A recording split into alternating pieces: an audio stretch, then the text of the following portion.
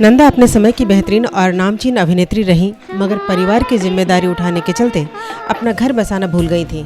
नंदा का जन्म 8 जनवरी 1939 को हुआ था। वो कर्नाटकी मराठी फिल्मों के सफल अभिनेता और निर्देशक विनायक दामोदर की बेटी थीं, मगर उन्हें फिल्मों में काम करना बिल्कुल पसंद नहीं था। लेकिन पिता के अचानक गुजर जाने से ना चाहते हुए भी घर की आर्थिक खर्च के लिए नंदा ने 8 साल की उम्र में फिल्मों में काम करना शुरू कर दिया। फिल्मों का दौर तो हंसी चलता रहा, मगर जिम्मेदारियों ने घर बसाने का मौका छीन लिया। डायरेक्टर मनमोहन देसाई से वो बेइंतहा मोहब्बत करती थीं।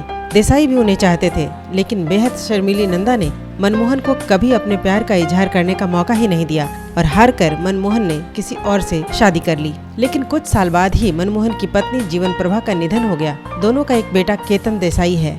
फिर केतन ने वेटरन एक्ट्रेस वहीदा रहमान के साथ मिलकर अपने पिता और नंदा को करीब लाने की कोशिश की। पिंक विला को दिए एक इंटरव्यू में नंदा के भाई जयप्रकाश ने बताया कि नंदा और मनमोहन देसाई के लिए वहीदा रहमान ने एक छोटा सा डिनर रखा था। तब मनमोहन ने नंदा से अपने दिल की बात कही।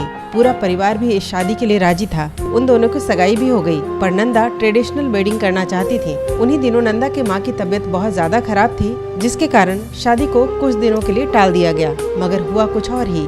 1 साल के भीतर ही उनकी माँ गुजर गयी और कुछ महीनों बाद ही अचानक मनमोहन देसाई की अपने घर की छत से गिरकर मौत हो गई। नंदा के भाई जयप्रकाश ने बताया कि मनमोहन देसाई के निधन के बाद नंदा पूरी तरह टूट गई थी और इसके बाद उन्होंने कभी शादी नहीं की और एक विधवा की तरह जिंदगी गुजारी। उन्होंने कभी रंगीन कपड़े नहीं पहने और पूरी तरह से सफेद साड़ी को अपना लिया था। वो हमेशा कहती थी, मैंने उनको अपना पति माना है और वो हमेशा मेरे पति रहेंगे। उन्होंने खुद को घर में कैद कर लिया था।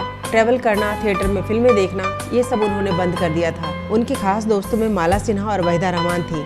नंदा आखिरी बार 2010 में एक मराठी नटरंग की स्क्रीनिंग में वहीदा रहमान के साथ नजर आई।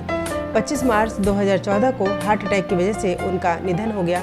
वो अपनी फिल्मों के जरिए हमेशा दर्शकों के दिलों में राज करती रहेंगी।